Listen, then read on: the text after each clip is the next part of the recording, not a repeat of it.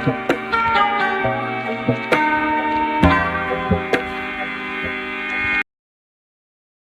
number 5. This question is from quadratics.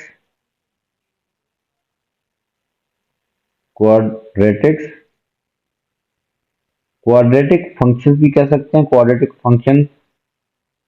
The function f is defined by fx is equal to minus 2x square plus 12x minus 3 for x belongs to real number. ये domain होती है x belongs to a real number.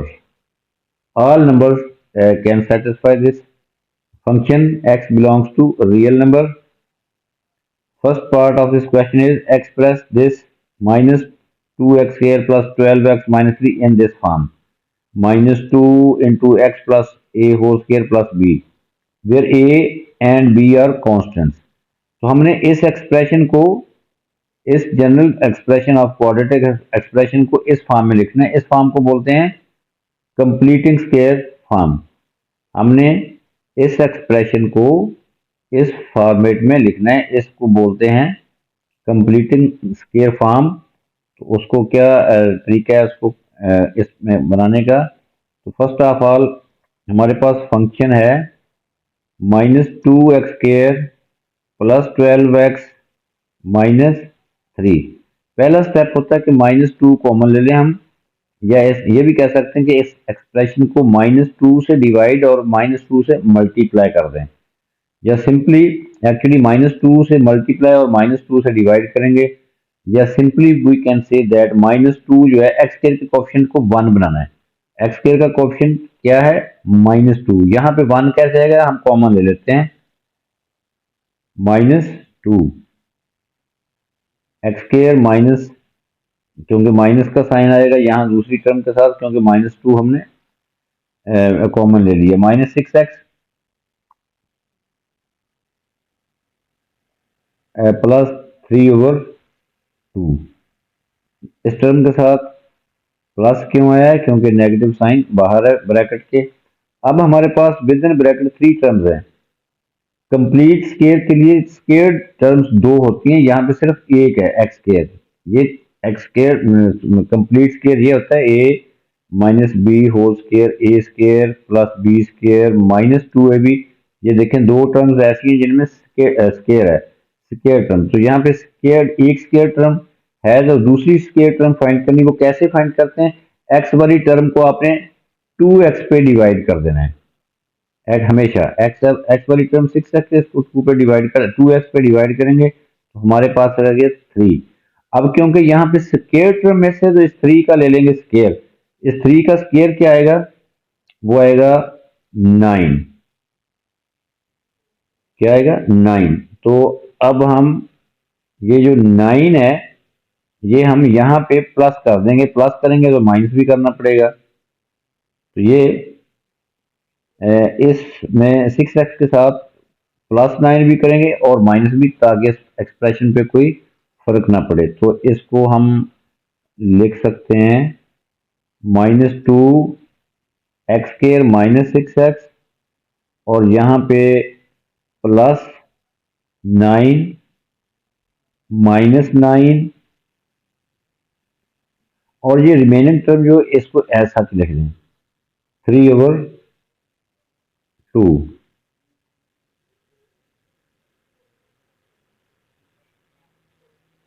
अब देखिए first 3 terms जो हैं इनको हम circle कर लेते हैं. फर्स्ट 3 टर्म्स जो हैं ये कंप्लीट स्क्वायर बन गया है. जिस तरह ये a minus B whole square है, इसको a square plus B square minus 2ab expand करेंगे तो दीज आर 3 टर्म्स, और क्लोज करेंगे तो ये 2 टर्म्स. ये इसको क्लोज करेंगे तो 2 टर्म्स हैं. ये स्क्वायर टर्म है, एक 3 है और ये 3 का स्क्वायर है और ये x का स्क्वायर है. तो हम स्क्वायर टर्म्स को यूं लिख लेते हैं x माइनस 3 होल स्क्वायर, क्योंकि यहाँ पे x का स्क्वायर है, ये 9, ये देखें 3 का स्क्वायर है. x माइनस 3 स्क्वायर, इसको एक्सपेंड करके देख लें यही आएगा. अब हमारे पास रिमेनिंग टर्म क्या है? 3/2 और माइनस 9 है. इसको हम साइड पे यहाँ पे इनको एलसीएम से कर लेते हैं, 3/2 - 9, एलसीएम इज 1, एलसीएम इज 2, तो यहाँ 3 - 18 दैट इज -15/2। तो यहाँ पे इसको सिंप्लीफाई किया इन दोनों टर्म्स को, तो ये आ जाएगा -15/2। So we write here -15/2। अब हमें इस -2 को दोनों टर्म्स जो विद इन ब्रैकेट है उनके साथ मल्टीप्लाई करेंगे, तो हमारे पास ये एफ एक्स जो है ये आ जाएगा -2 × x - 3 होल स्क्वायर, और ये -2 इस टर्म से मल्टीप्लाई हो जाएगा तो माइनस माइनस प्लस हो जाएगा, 2 2 से कैंसिल, तो यहाँ पे +15 आ जाएगा। तो ये वही फॉर्म आ गई है, ये देखें इस फॉर्मेट में हमने लिख दिया है। ए की जगह पे और बी की जगह पे क्या है, ए की जगह पे हमारे पास -3 है, बी जो है वो 15 है। ए इज इक्वल टू -3 और B is equal to 15।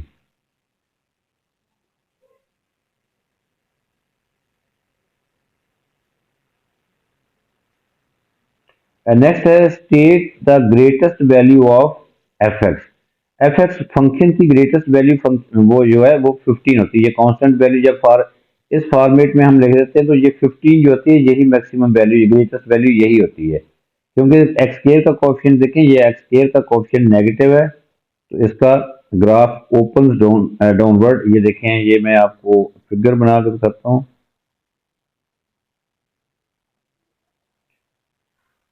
This is X axis, Y axis.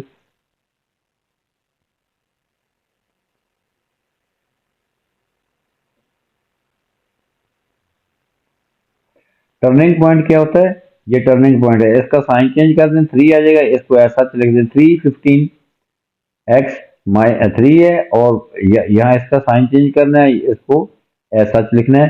तो 3 15 is the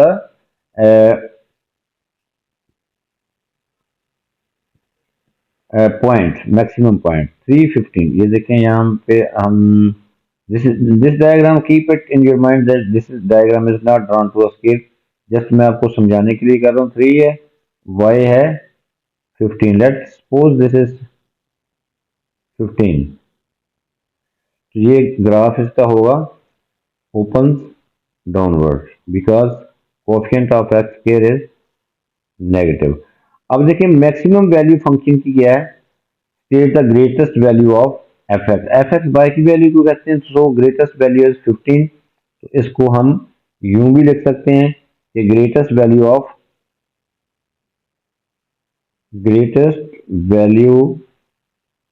of F X is 15। या इसको इनक्वालिटी में भी लिख सकते हैं ऐसे कि एफ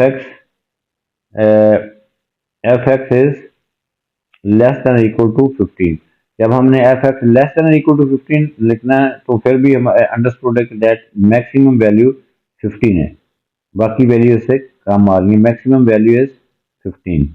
तो इस फॉर्म में भी लिख सकते हैं, ऐसे भी लिख सकते हैं। तो next part of this question is the function g is defined by G X is another function of X. उसकी भी डोमेन जो है x belongs to real number. This is the domain of this function, G X is another function of x, or clearly this is a linear function 2x plus 5. Find the values of x for which g of fx plus 1 is equal to 0. This is a composition of two functions. Composition of g of fx, composition of function g and f, composition of function। हम g of fx की पहले value find करेंगे, फिर इस equation में put करेंगे, तो we can find the values of x। पहले हम g ऑफ fx फाइंड करेंगे।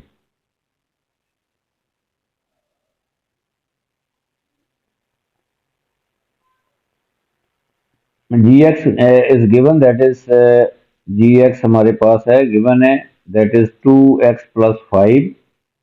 और एफ एक्स हमारे पास है, एफ एक्स को हम उसकी ओरिजिनल फॉर्म में ही लिख लेते हैं। ये देखें, ये this is F X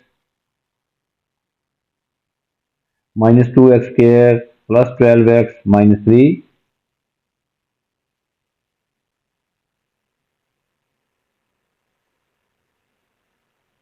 F X is -2x² plus 12x -3। अब हमने फाइंड क्या करना है, composition of these two function g of F x. g of F x, g of F x क्या आएगा हमारे पास, ये देखें ये इनर फंक्शन है।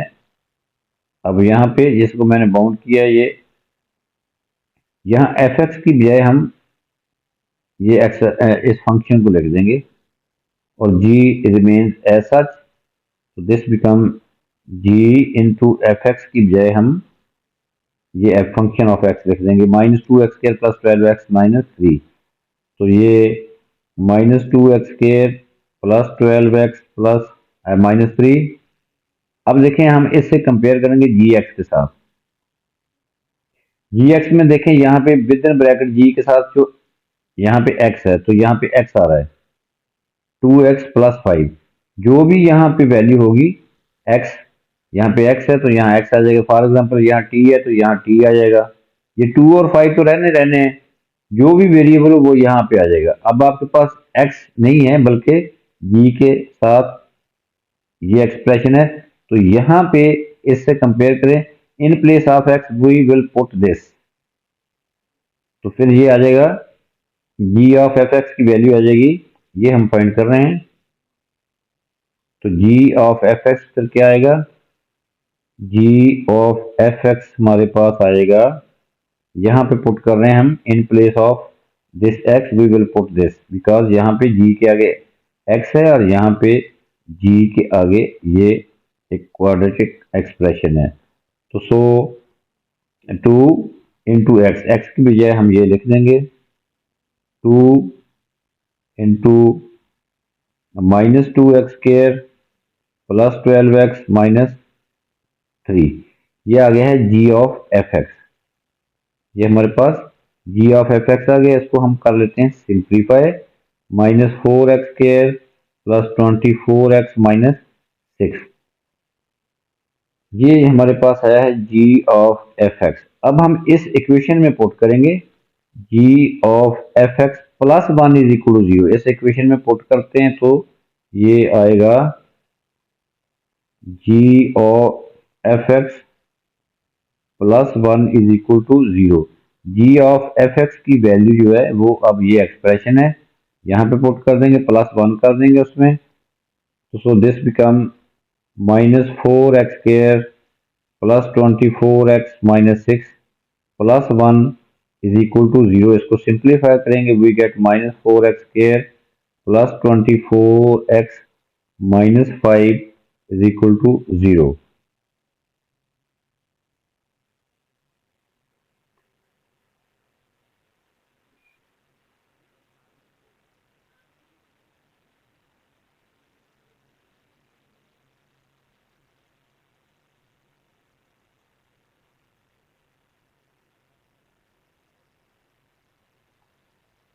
सॉरी यहाँ पे मिस्टेक हो गई है, ये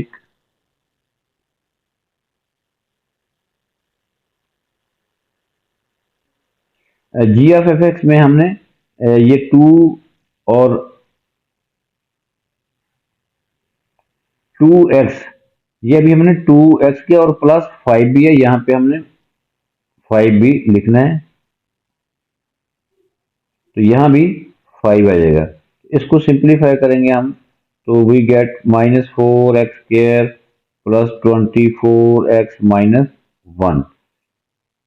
अब हम यहाँ पे पुट करेंगे g of F X plus 1 is equal to 0, g of F X plus 1 is equal to 0। तो g ऑफ एफ एक्स की वैल्यू हमारे पास -4x² प्लस 24x -1 है और प्लस 1 भी है, इज इक्वल टू 0। अब यहाँ से ये कैंसल आउट हो जाएगा, -1 plus 1, we get -4x² plus 24x is equal to 0। -4 हम कॉमन ले सकते हैं, -4x कॉमन ले सकते हैं, x -6 is equal to 0। This shows that either -4x is equal to 0 और x -6 is equal to 0। So we will get two values, -4x is equal to 0 from here x is equal to 0 or x minus 6 is equal to 0 or x is equal to 6. So we get two values, x is equal to 0 or x is equal to 6. These are two answers. These are two values of x.